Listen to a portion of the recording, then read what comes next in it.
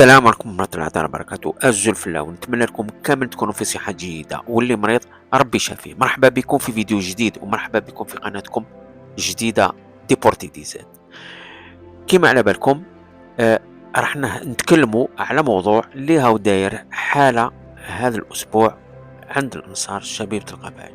الأسبوع هذا راح يكون واحد الاجتماع تاع مجلس الإدارة تاع شبيبة القبائل، يقدر يغير بزاف الامور داخل النادي. اول اجتماع كان مبرمج نهار الحد اللي فات، بصح تاجل، وهذا هو رايح يندار هذا الاسبوع. اخر اجتماع كان في 23 ديسمبر تحت رئاسة ولد علي، والناس كامل راهي تستنى بيان سور واش راح يخرج من الاجتماع اليوم. الاجتماع هذا رايح يركز على 3 نقاط رئيسية: التسويق، الرعاية، وميزانية موسم 2026-2027.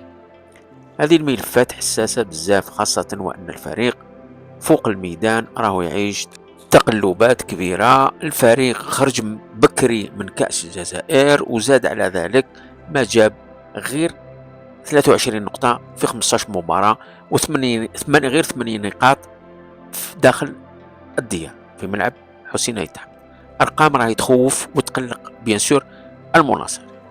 وحسب هذا المقال تاع صحفي اللي قريب بزاف للفريق، الانصار كامل راهي تستنى واش راح يدير المجلس في ملف الانتدابات. راهي قرابة اسبوعين من فتح الميركاتو الشتوي، بصح جياسكا مازال ما قدرتش تجيب حتى لاعب جديد. الميزانية ضعيفة، وخطر حظر الانتقالات من فيفا مازال يهدد النادي.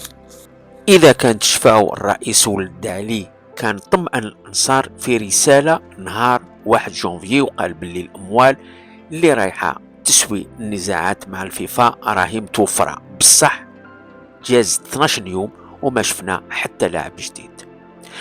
المدرب زيمباور راهو يطلب بتعزيزات من نوع الرفيع. الفريق عنده أقل من 12 يوم قبل المباراة الثالثة في دور المجموعات ضد فريق الجيش الملكي المغربي، والمهمة صعيبة بزاف بالتشكيلة الحالية. نهار 24 من هذا الشهر الفريق راح يلعب في ملعب حسين ايتحمد، والأنصار خايفين من خيبة أمل جديدة إذا ما دعمتش تشكيلة بصراحة. لو النادي ما يدعمش صفوفه في هذا الميركاتو راح تكون أكبر من كارثة.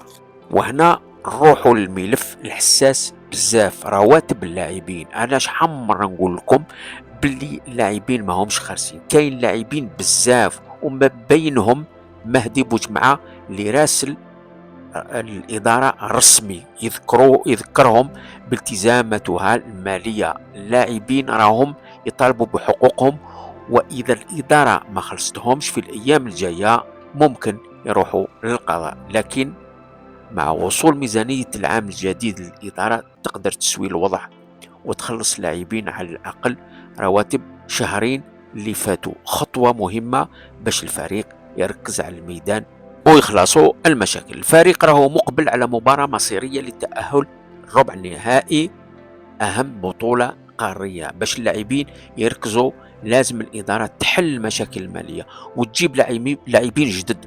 بالتشكيلة الحالية من الصعب بزاف طموح للتأهل أو حتى ضمان المركز الثاني المؤهل لدور الأبطال. زيمباور راه يطالب ب3 أو 4 لاعبين كبار، والإدارة لازم تخدم ليل ونهار باش تنجح في الميركاتو الشتوي. الرئيس ولد علي رايح يستغل اجتماع هذا الأسبوع باش يشرح لأعضاء المجلس كلش اللي داروه من آخر اجتماع 23 ديسمبر. المناصرين كامل راهي تستنى القرارات، لكن الوقت راهو يجري والموسم ما يرحمش. انا نقول يا جماعه حاجه ما قدرتش نفهمها، اللي يفهمنا.